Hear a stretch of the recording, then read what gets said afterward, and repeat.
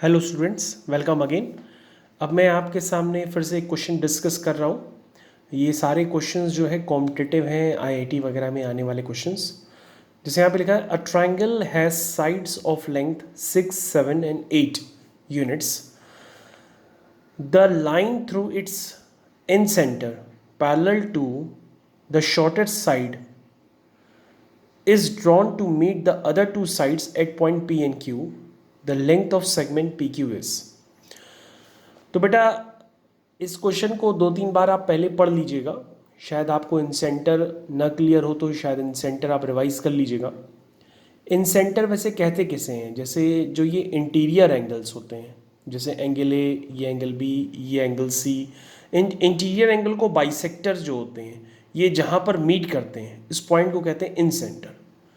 और इन सेंटर की प्रॉपर्टी होती है कि इसकी तीनों साइड से डिस्टेंस इक्वल होती है। मतलब जितनी डिस्टेंस ये होगी आर, उतनी डिस्टेंस ये होगी आर, उतनी डिस्टेंस यहाँ से होगी आर।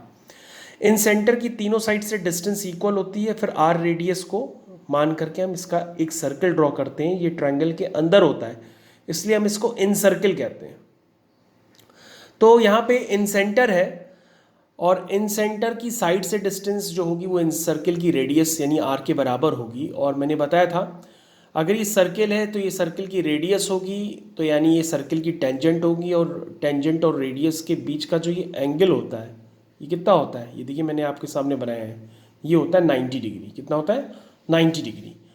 तो कुल मिलाकर के आपको ये क्लियर होना चाहिए इस डायग्राम में कि हम क्या यूज़ करने वाले हैं। अब सबसे पहले मैंने इन सेंटर का जिक्र किया है तो आप ये क्लियर समझ गए होंगे कि ये रेडियस है, क्योंकि ये इन सर्किल की रेडियस कहलाएगी और ये रेडियस है और ये इन सर्किल की टेंजेंट हो जाएगी।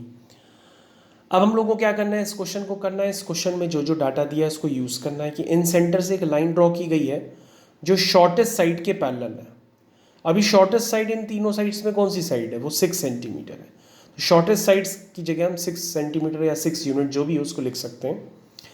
उसके बाद आप जानते हैं कि प्रॉपर्टीज़ ऑफ ट्रायंगल में आपको पढ़ाया जाता है कि R is equal to delta upon S होता है, यानी कि delta is equal to small r into S होता है। R जो होता है वो इन सर्कल की रेडियस होती है। इन सर्कल की रेडियस को स्मॉल r से ही रिप्रेजेंट करते हैं, ये बात आपने पहले भी पढ़ी है।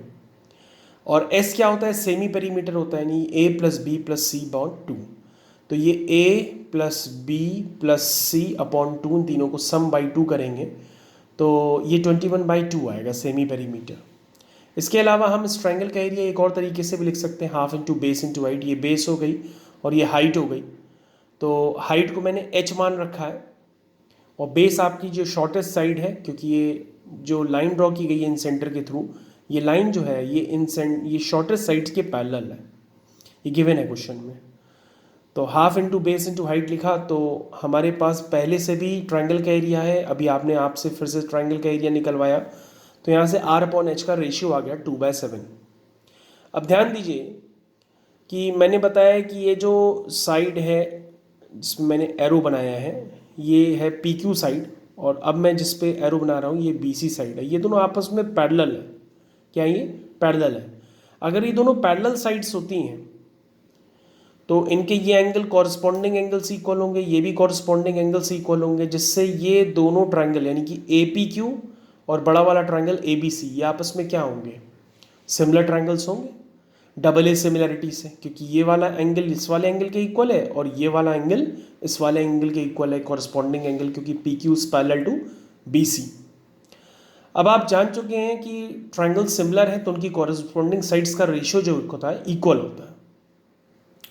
अच्छा, आप ये भी समझ रहे हैं कि ये जो मैंने हाइट को दिखाया है, यानी कि ये ट्रायंगल और ये जो बड़ा वाला ट्रायंगल है, या ये ट्रायंगल और ये जो बड़ा वाला ट्रायंगल है, यानी कि जो एल्टीट्यूड को इन्वॉल्व करके भी जो छोटे और बड़े ट्रायंगल बन रहे हैं वो भी आपस में क्या होंगे? सिमिलर होंगे, क्योंकि इन दोनों में एक एक एंगल 90 डिग्री है और इन दोनों में ये वाला एंगल कॉरस्पॉन्डिंग एंगल है। तो डबल ए सिमिलरिटी से ये दोनों ट्रायंगल भी क्या होंगे? सिमिलर होंगे। चलिए ठीक है। अब सिमिलर ट्रायंगल होती हैं तो साइड्स के प्रोपोर्शनल्स क्या होते हैं? इक्वल होते हैं। साइड्स प्रोपोर्शनल होती हैं यानी उनके रेशियो इक्वल होते हैं। चलिए स्टार्ट करते हैं। ये एक ट्रायंगल है और दूसरा ट्रायंगल ये है। तो इस ट्रायंगल का बताइए कौन सी साइड ले लें, ये वाली साइड ले लेते हैं। इस साइड का क्या नाम है, एच माइनस आर। बड़े वाले ट्रायंगल का ये वह पूरी साइड ले लेते हैं, इसकी क्या है, एच, यानी H minus R upon H is equal to P Q upon B C. B C की वैल्यू 6 है, इसको यहाँ पुट कर देंगे। आर बाई एच की वैल्यू निकाल चुके हैं, यहाँ पुट कर देंगे, सॉल्व करेंगे, यहाँ से पी क्यू निकल आएगा। और पी क्यू आपको निकालना था, वो कितना है, 30/7। इस तरह से आप समझ गए हैं कि क्वेश्चन में जो आपसे पूछा गया था वो क्वेश्चन में हमने यहाँ पे निकाल दिया है। ये बात आपको क्लियर होना चाहिए, सिमिलैरिटी आपको क्लियर होनी चाहिए इस क्वेश्चन में, क्योंकि सिमिलैरिटी का यूज़ किया गया है। प्रॉपर्टीज ऑफ ट्रायंगल का फॉर्मूला यूज़ किया गया है, R is equal to delta upon S. ये सारे फॉर्मूले आपको पता होना चाहिए, तो ये क्वेश्चन आपसे हो सकता है। Thank you students.